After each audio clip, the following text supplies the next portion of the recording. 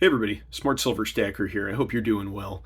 The world is continuing to ditch the US dollar and it's replacing those paper dollars with hard assets. So today, we're going to discuss what is driving this ongoing trend of global de-dollarization. And we're also going to touch on some of the latest developments and what they mean for gold and silver. Today's video is brought to you by SD Bullion. That's my preferred source for precious metals. You can check them out with the link down in the description. And now let's talk about how this move away from the US dollar has come right to America's backyard, because China's central bank just announced that it will be establishing yuan clearing arrangements with Brazil. And this represents another move away from the dollar as the means of settling bilateral trade between these two BRICS nations. And the de-dollarization trend, it's picking up steam in South America in other ways too.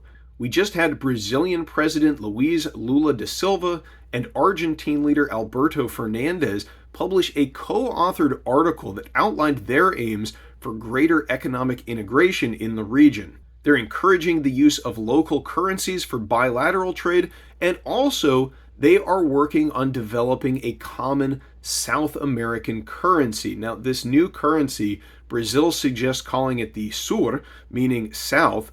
It's starting as a bilateral project between Brazil and Argentina. It's going to be based on the real and the peso, and they're planning on inviting in other regional partners over time. Now, any project like this, it's going to take years to actually manifest itself, or possibly even decades. But the real takeaway from this story to me are the motivations that Brazil and Argentina have outlined for developing this new currency union. Because first of all, they want to reduce their operational costs and they want to reduce the need to settle transactions in the US dollars. But also, and this is probably the most important motivation that they give, is their stated desire to reduce external vulnerability. Now, this motivation is critical because this is one of the big ones that is driving the de-dollarization trend that we're witnessing all around the world. We recently had Nouriel Roubini. He's a former U.S. presidential advisor and an economist. He goes by the nickname Dr. Doom. He penned a piece in the Financial Times in which he forecast that this desire to reduce these external vulnerabilities will lead to what he calls a bipolar world financial system. This is one in which the Chinese yuan emerges as a credible threat to the dollar's exorbitant privilege, as it's called, as the world's sole reserve currency. And according to Roubini, there are several factors at play that are reducing the appeal of dollar assets, including U.S. financial sanctions against rivals, restrictions to inward investment in many national security-sensitive sectors and firms, and even secondary sanctions against friends who violate the primary ones. Now, Russian Foreign Minister Sergei Lavrov also recently cited this desire to be protected from what he called external directives as a prime motivator for the development of a common BRICS currency. This is a topic which is going to be a focal point at this year's BRICS summit, which is going to be held in August in South Africa. And these concerns that Roubini and Lavrov and world leaders are raising, they're not likely to be going away anytime soon. I mean, just this week, we had Bloomberg reporting that the G7 is now considering applying new sanctions on Iran, North Korea, and also on China in retaliation for their alleged support of the Russian war effort in Ukraine. And we also recently had a top Ukrainian lawmaker call on the US to apply new secondary sanctions on China and India for continuing to purchase Russian oil and energy exports. So the economic warfare is continuing to heat up, and the dollar, it's being weaponized like never before. And really, it was when the US froze Russia's dollar-denominated assets following Russia's invasion of Ukraine last February that this Pandora's box was opened, and it ushered in a new paradigm where countries who are holding dollars, they can never feel entirely secure anymore. Now they have to worry that if the geopolitical winds shift or if they fail to pick the correct side in the ongoing global conflict, that they might find themselves in the crosshairs next. And so it just makes sense for them to want to diversify out of dollar assets. It doesn't mean that these countries are going to stop holding the US dollar entirely, But the dollar is going to lose market share as they attempt to reduce their reliance on the existing system and make sure that they have a plan B in place. And this trend, it's a very important shift in the global financial system because when you have a purely fiat currency like the US dollar, one that's unbacked by anything besides faith and confidence, one critical aspect of this system that gives the currency its value is the network effect that it has as a result of its wide adoption. In economics, a network effect is the phenomenon by which the value or utility that a user derives from a good or service depends on the number of users of that product. Now, a simple example is telephones. If there's only one telephone in town, there's really no point in owning one, right? Because who are you going to call? But let's say 5 people have phones in your city. Okay, well now having a phone is a little more valuable because you can actually do something with it. But what if 1 million people have telephones? Okay, now having one is practically invaluable because it allows you to do so many things. That is, call 1 million different people. And the same thing goes with a currency because right now, the fact that everyone besides Russia uses the US dollar, that's one of the main appeals of the US dollar. So losing market share is a real threat to the purchasing power of the USD in the long term. And even incremental losses in market share as a reserve, they could end up having an exponential effect.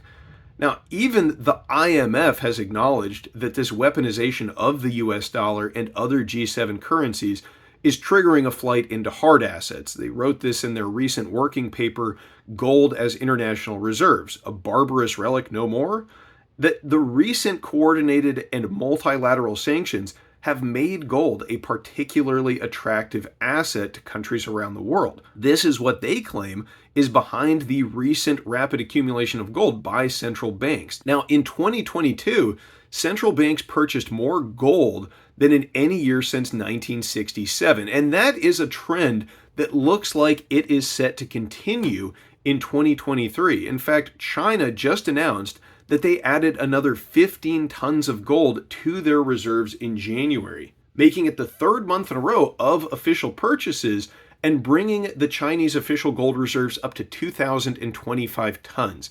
And make no mistake about it, the motivation for China's gold accumulation is to internationalize the yuan, and they have been planning this for a while.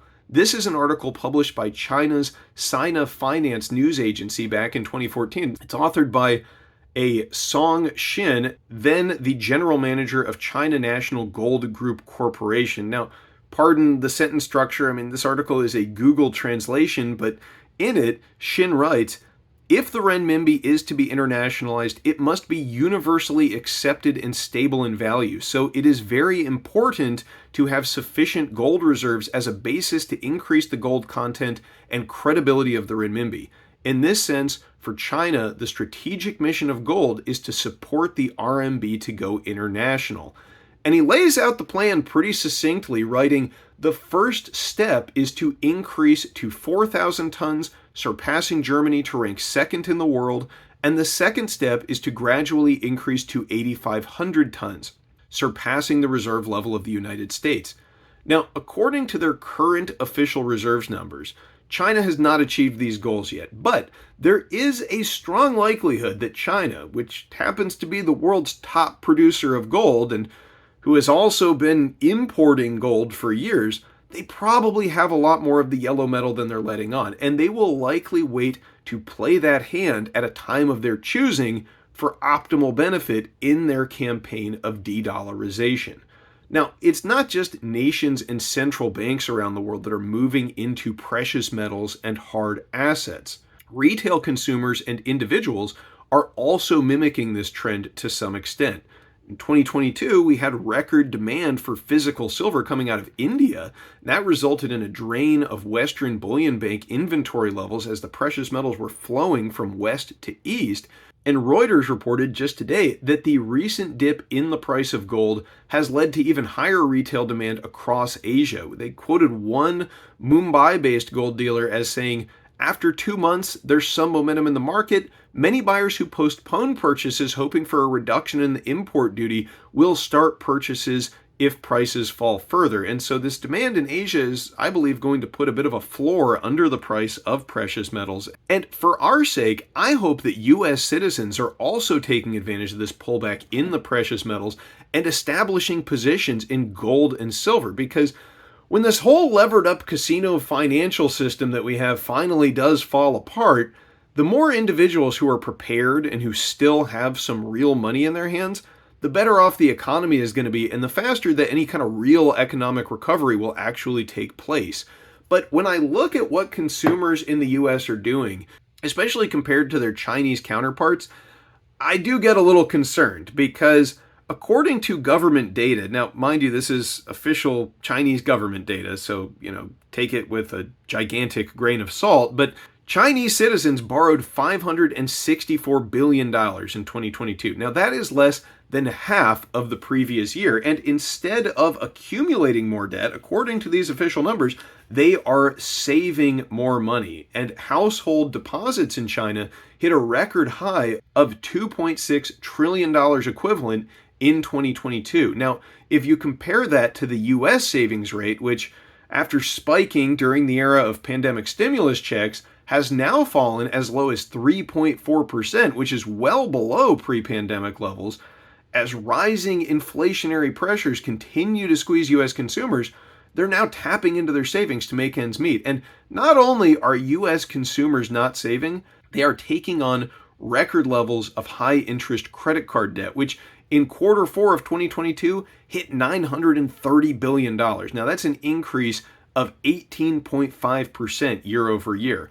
And not only are more consumers running up more debt, the rates on that debt are continuing to rise. And according to the latest report from Bankrate, 46% of cardholders are now carrying debt month to month. That is up from 39% last year. So on the one hand, you have Chinese citizens accumulating capital, supposedly at least. They're planning for an uncertain future, while in the US, we're headed towards a massive consumer debt crisis. Now, it's not to say that China doesn't have its own problems, but it is interesting to note the differences in consumer behavior between the two countries. And while Chinese consumers have reduced their spending overall, one thing they are still buying is gold. Daniel Ghali, a TD Securities senior commodities strategist, recently pointed out in a report that Chinese gold premiums have remained elevated, and that is an indicator of strong retail demand. So Chinese citizens, they are stacking gold, folks. And this is not financial advice. I'm just sharing with you my thoughts.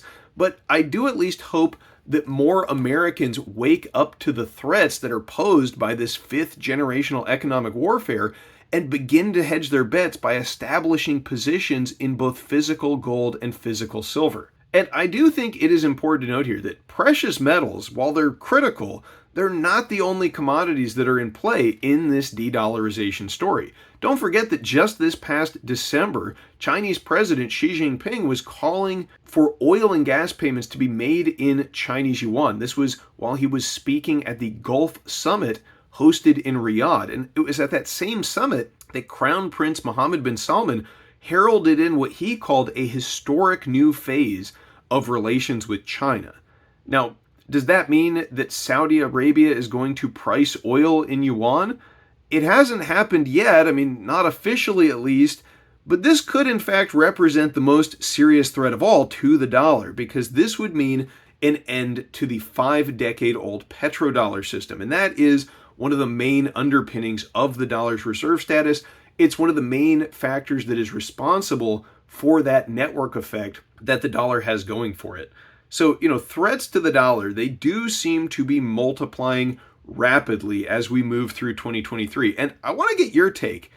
Do you think that the world is on track to a bipolar or multipolar financial system? Or do you think the dollar is going to be a tough holdout and retain its reserve status? Or maybe it's on the way to the fiat graveyard? Leave me a comment down below. I would love to know what you have to say about this. I'd love to know what you think.